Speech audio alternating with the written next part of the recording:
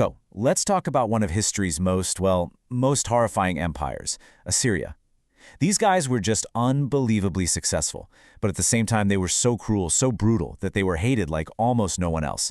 And that's the paradox we're going to unpack today, how their incredible power and their absolute terror were really just two sides of the same coin. I mean, think about it. For 300 years, the Assyrians basically ran the show in the ancient Near East. Their military, unmatched. Their government, a well-oiled machine. So you gotta ask, how in the world did they pull that off? How did they get so good at, well, empire? But, and this is the huge but, all of that success was built on something just unimaginably cruel. This wasn't just your standard ancient warfare. No, this was something else, something way more sinister. So that's the real mystery, right? How did these two things, unbelievable success and bone-chilling terror, actually fit together? Okay, so to get this, we've got to go back. The year is 911 BC. A new king, a guy named Adad-nirari II, he takes the throne. And suddenly, Assyria just wakes up. This guy wasn't just about winning a few fights here and there. Nope.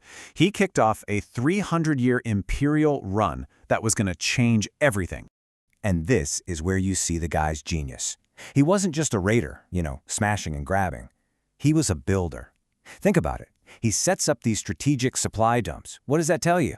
It tells you he's not just visiting. He's planning on coming back, year after year. And those little supply stops, they grow into fortified garrisons run by governors, collecting taxes. That, right there, that's the blueprint for a real, lasting empire. All right, so now let's jump to his successor, Ashur-nasir-pal II, because this is where things take a really dark turn. He absolutely took the empire to the next level, no question. But he also brought something new to the table, a horrific new policy. He made extreme cruelty an official tool of the government. And here's the thing. The Assyrians didn't hide this stuff. They were proud of it. They carved it into stone for everyone to see. I mean, just listen to this inscription from the king himself. He's bragging about it. Can you even imagine walking up to a city and seeing a pillar just covered in the skin of the leaders who tried to fight back? That's not just violence. That's a message, and it's being sent in the most terrifying way possible. And the creativity of their cruelty is just staggering. They weren't just killing people. They were walling them up alive inside pillars, impaling them on stakes. They'd build these gruesome towers made of bodies and heads right outside your city gate. This was not random, out-of-control violence. Oh no, this was a systematic, carefully calculated policy of pure horror. So here's the key takeaway. Most historians agree this wasn't just sadism. It was a brand new political weapon. It was all about sending a message. A really simple one. Surrender now, or this is your future. And if you've already surrendered and you even think about rebelling, this is what happens to you. And the scary part, for 300 years, it worked. This absolutely terrible strategy actually worked. But, you can only push people so far. The world didn't just roll over and accept this. As the next king, Shalmaneser III, starts pushing west, he takes down this major city-state called Bit Adini. And its fall sends this massive shockwave across the whole region. It was one of those moments that made all the other little kingdoms look at each other and realize, okay, if we don't team up right now, we are all going down. And man, did they team up. What they put together was this massive coalition force. At the Battle of Karkar in 853 BC, they met the Assyrians head-on. And get this, when you look at who brought the most chariots, which were basically the tanks of the ancient world, it wasn't the big players like Damascus or Hamath. No, the biggest contribution came from King Ahab of Israel. He brought 2,000 chariots. This was, up to that point, the biggest battle in world history. So, this brings us to a really cool historical mystery. Who actually won? I mean, if you read the Assyrian records, they're like, oh yeah, we totally crushed them. Glorious victory. But here's the thing with ancient kings. They never ever admitted they lost. It just wasn't done. So can we really trust their side of the story? Because when you start digging, the evidence tells a very different tale. All right, let's play detective for a minute.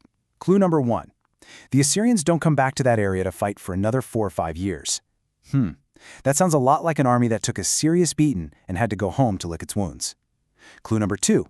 The enemy coalition, they stuck together for another 12 years. These kinds of alliances fall apart super fast unless they're actually winning.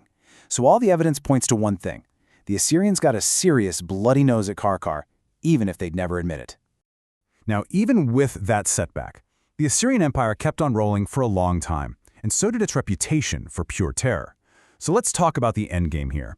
What are the long-term consequences of building an empire on a foundation of such incredible brutality? And this reputation, this is the key to understanding stories you might already know, like the biblical story of Jonah. You know, God tells him to go preach to Nineveh, the Assyrian capital, and Jonah literally runs in the opposite direction. It's not just him being stubborn. You have to understand, he would have seen the Assyrians as the embodiment of evil. He hated them so much that he'd rather die than play a part in saving them. And that brings us right back to the central paradox. Their power was off the charts, 300 years they were on top. But their legacy? Pure, unfiltered hatred. So when their empire finally fell, it didn't just fall, it was wiped from the face of the earth. Their enemies were so determined to get rid of them that they were systematically erased from history. Gone. Just like that. So, what's the lesson here? The Assyrians proved that, yeah, ruling by terror can be incredibly effective. For a while. But their ultimate fate teaches us something else, doesn't it? They were uniquely successful, sure, but they were also uniquely hated. And that leaves us with a pretty big question. Is an empire built on terror just destined to be erased by the very hatred it creates?